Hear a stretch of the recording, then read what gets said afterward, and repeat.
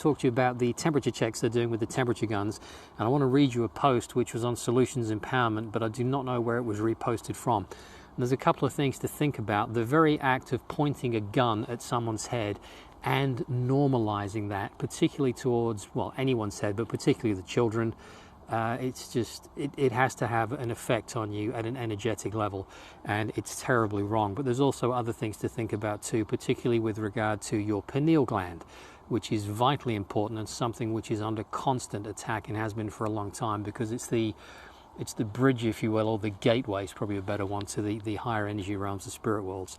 Anyway, let me read you this, and this is from an Australian nurse. I'm really worried. I've started implementing the new protocols in force. One of my new tasks is taking and recording each person's temperature.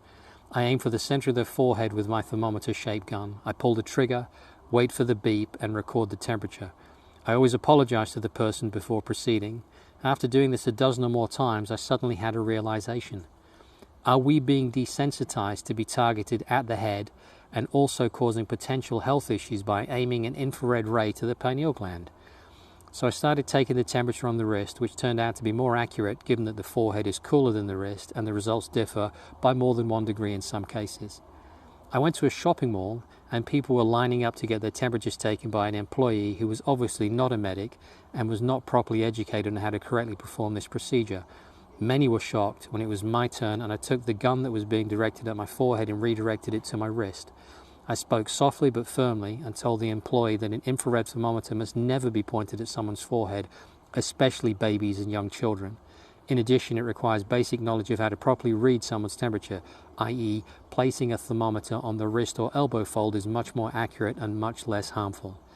It was very disturbing to me to observe children getting used to seeing an object the shape of a gun aiming at the forehead and without any negative reaction from the adults as if this was normal and acceptable.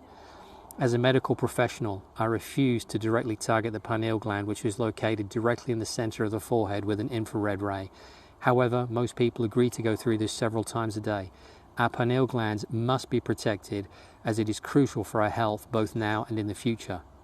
The pineal gland is a small pinecone-shaped gland of the endocrine system, a structure of the encephalon of the brain. I hope I said that right. The pineal gland produces the hormone melatonin. Melatonin influences sexual development and sleep-wake cycles. And if you remember from another video I did, melatonin is one of the strongest, if not the strongest, antioxidant. It's absolutely critical for your body's health. The pineal gland is composed of cells called pinealocytes and cells of the nervous system called glial cells. The pineal gland connects the endocrine system with the nervous system, and it converts nerve signals from the sympathetic system of the peripheral nervous system into hormone signals. Over time, calcium deposits build up in the pineal, and its accumulation can lead to calcification in the elderly. Function. The pineal gland is involved in several functions of the body, including secretion of the hormone melatonin, regulation of endocrine functions, conversion of nervous system signals to endocrine signals, causes sleepiness, influences sexual development, influences immune system function, antioxidant activity. Ask yourself, is it ever wise to aim an infrared laser light at the pineal gland? I'm going to leave you to have a think about that one. If you are subjected to those kind of temperature checks, you might want to redirect that to your elbow fold or your wrist to give them a more accurate reading and to avoid any potential health damage that they are inadvertently being trained to cause in you. You guys are amazing. It's always a pleasure to talk to you, and I'll see you in the next episode. Take care. Yeah!